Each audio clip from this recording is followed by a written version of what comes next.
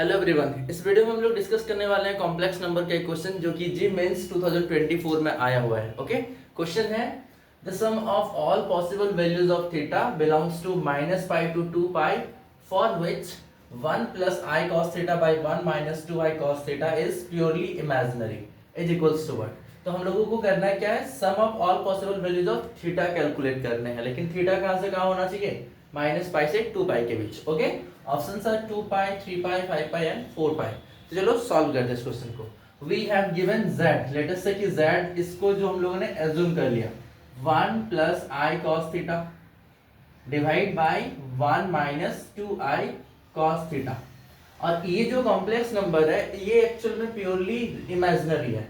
तो क्या करेंगे, सबसे पहले इसको स्टैंडर्ड फॉर्मेट में कन्वर्ट करेंगे एंड देन इसका जो रियल पार्ट होगा उसको जीरो से इक्वेट कर देंगे, क्योंकि ये प्योरली इमेजिनरी है तो रियल नहीं होना चाहिए। और उस केस में जो थीटा होगा, सारे values of theta from -π to π उसका सम कैलकुलेट कर लेंगे। ओके, तो आपको पता है कि इसको स्टैंडर्ड में कन्वर्ट करने के लिए क्या करते हैं, इसका कॉन्जुगेट डिनोमिनेटर वाले पार्ट का कॉन्जुगेट से मल्टीप्लाई करते हैं। तो हम लोग मल्टीप्लाई करा 1 plus 2I cos theta and 1 plus 2I cos theta से डिवाइड भी करा।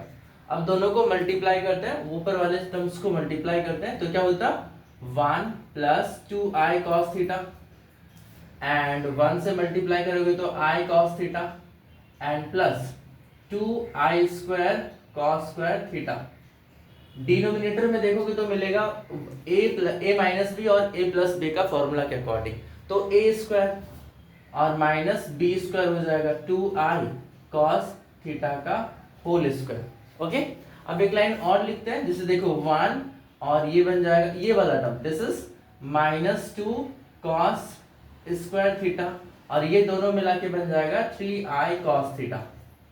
सिमिलरली डिनोमिनेटर में देखेंगे तो क्या मिलेगा 1 और यहाँ पे देखो I स्क्वायर मिलेगा जिसका वैल्यू -1 होता है, तो ये प्लस हो जाएगा एंड 4 cos स्क्वायर थीटा।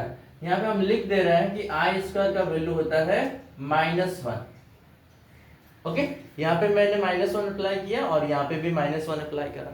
अब इस दोनों को जब अलग करोगे तो क्या होता 1 minus 2 cos square theta divide by 1 plus 4 cos square theta and plus I times of 3 cos theta divide by 1 plus 4 cos square theta. अब देखो ये जो z निकला वो निकला स्टैंडर्ड फॉर्मेट में, real plus iota times of imaginary part.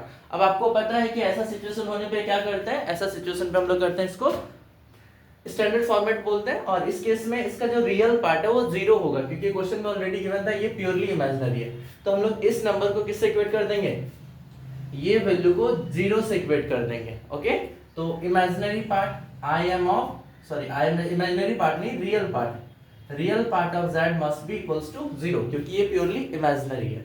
अब इसको इक्वेट करेंगे तो क्या होता 1 minus 2 cos square theta divide by 1 plus 4 cos square theta equals to 0।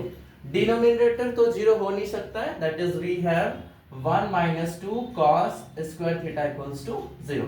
अगर आप फर्दर सॉल्व करोगे तो 2 cos square theta equals to 1 आएगा and cos theta equals to +-1/√2 मिलेगा।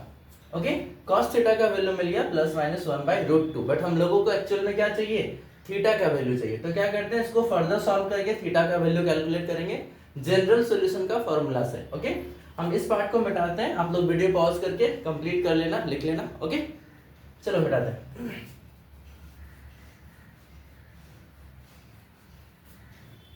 अगर आप ध्यान से देखोगे तो इसको हम लोग दो पार्ट में लिख सकते हैं, एक लिख सकते हैं cos थीटा इक्वल्स टू 1/√2 और दूसरा लिख सकते हैं cos थीटा इक्वल्स टू -1/√2, क्योंकि प्लस माइनस दोनों है तो मैंने वहां पे दोनों को मार्क कर दिया। अब इसका भी कोई काम नहीं है, क्योंकि हम लोगों ने इसका जो रिजल्ट था वो मैंने यहाँ पे अलग करके लिख दिया।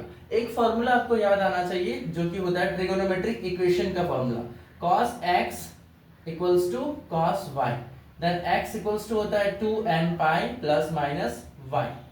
और ध्यान रखना इस केस में n क्या होना चाहिए, इंटीजर होना चाहिए। तो ये वाला फॉर्मूला इन दोनों केसेस में अप्लाई करने वाला है। जैसे कि ये कौन है, देखो तो this is cos theta and this is equals to cos π/4। cos 45 degree का वैल्यू होता है 1/√2। अब अगर आप इस फॉर्मूला के अकॉर्डिंग इसको ब्रेक करोगे तो थीटा का वैल्यू क्या मिलेगा, 2n pi plus minus pi by 4। तो यहाँ पे एक थीटा का वैल्यू मिला हम लोगों को in terms of n। Okay, ये फॉर्मूला यूज करा। सिमिलरली राइट साइड वाले को ब्रेक करते तो क्या होता, this is cos theta and this is cos of 3 pi by 4।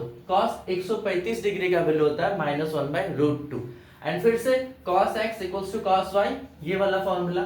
तो क्या होता है ये टर्म, चलो देखते हैं। Then this is theta equals to 2n pi plus minus 3 pi by 4।